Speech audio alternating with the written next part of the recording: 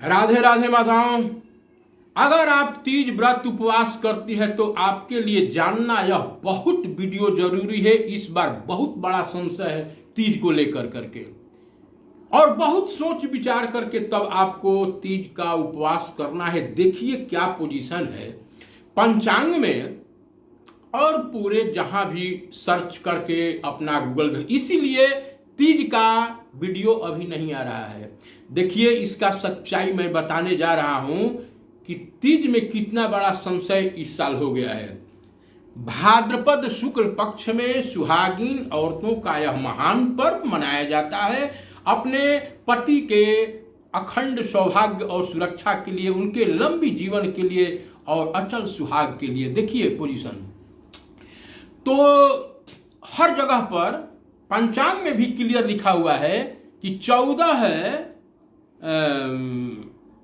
14 सितंबर को हरितालिका तीज व्रत किया जाएगा, जो कि स्त्रियों के सौभाग्य हेतु है। अब देखिए तीज तिथि हमको उपवास करना है और 14 तारीख को बताया गया है, और 14 तारीख को यानी कि सितंबर में 14 सितंबर को यह जो है तीज तिथि प्रातः 7:18 में समाप्त हो जा रहा है। यह पंचांग है, यानी कि 14 सितंबर को 7:18 पर यह तीज तिथि समाप्त हो गया। अब देखिए, और इसी दिन लोग उपवास करने के लिए कर रहे हैं। लेकिन हमने अनेकों बार कथा में पढ़ा हुआ है कि हस्तयुक्त तृतीया नक्षत्र होना चाहिए, वही तीज तिथि उपवास करना चाहिए जिसमें हस्त नक्षत्र हो। अब देखिए हस्त नक्षत्र का हिसाब किताब क्या है। तो 13 सितंबर को यानी कि 7:15 सुबह तीज तिथि आरंभ हो रहा है, और पूरे दिन भर पूरे रात भर रह रहा है। जैसा कि प्रदोष काल में शिव जी के पूजा का विशेष ही महत्व हो जाता है। और इस दिन हस्त नक्षत्र देखिए जरा कि 13 तारीख को हस्त नक्षत्र दिन में 2:24 तक रह रहा है 13 तारीख को, और 14 को तो बिल्कुल टच ही नहीं कर रहा है। तो फिर हमारा प्रश्न जा रहा है उन विद्वानों से, ये जो पत्रा बनाए हुए हैं उससे, ऐसा क्यों संशय किया गया। और इस बार बहुत उलट पलट जो लिखा हुआ है वो बोल दिया जाएगा।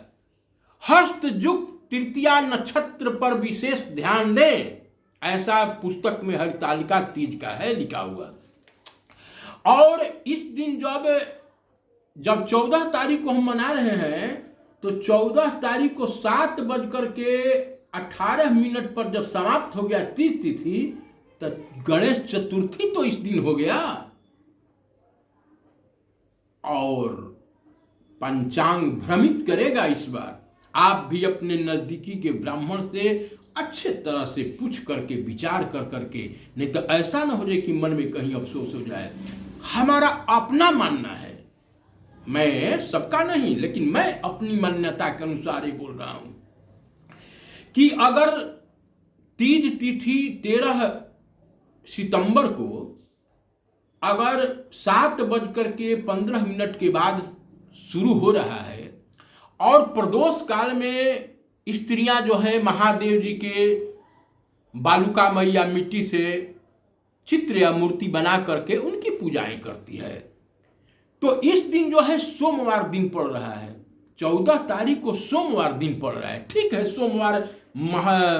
सोमवार जो है भगवान शिव जी का प्रिय दिन है, लेकिन हम सोमवार व्रत तो नहीं कर रहे हैं, हम तो तीज व्रत कर रहे हैं, और वह तीज तिथि जिसमें हस्तयुक्त हस्त नक्षत्र भी हो। और हमने पूजा के विधि विधान के बारे में भी इसमें बताया है थंबनेल में कि मैं पूजा का विधि विधान बताऊंगा, लेकिन अगले वीडियो में बताऊंगा। यह जो है बिल्कुल जो है अब समय ज्यादा हो रहा है, और मैं आप पर निर्णय और उन विद्वानों पर निर्णय छोड़ करके जाता हूं कि आप बताइए कमेंट करके जरा कि 14 तारीख को क्यों मनाया जाएगा।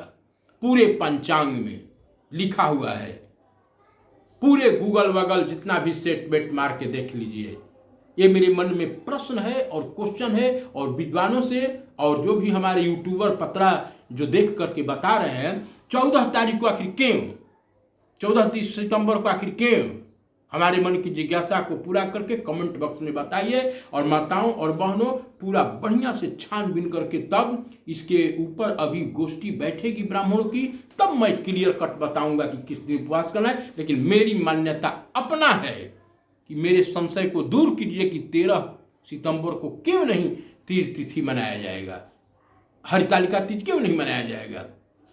जब प्रदोष काल में तीज तिथि रह रहा है, इस दिन जो है हस्त नक्षत्र भी तीज तिथि को टच कर रहा है, और दूसरे दिन तो सीधे चित्रा नक्षत्र जो है पड़ रहा है। जरूर कमेंट बॉक्स में हमारे अच्छे अच्छे यूट्यूबर हैं और अच्छे अच्छे विद्वान ब्राह्मण है, निवेदन है कि कमेंट बॉक्स में हमारी संशय को दूर कीजिए। राधे राधे।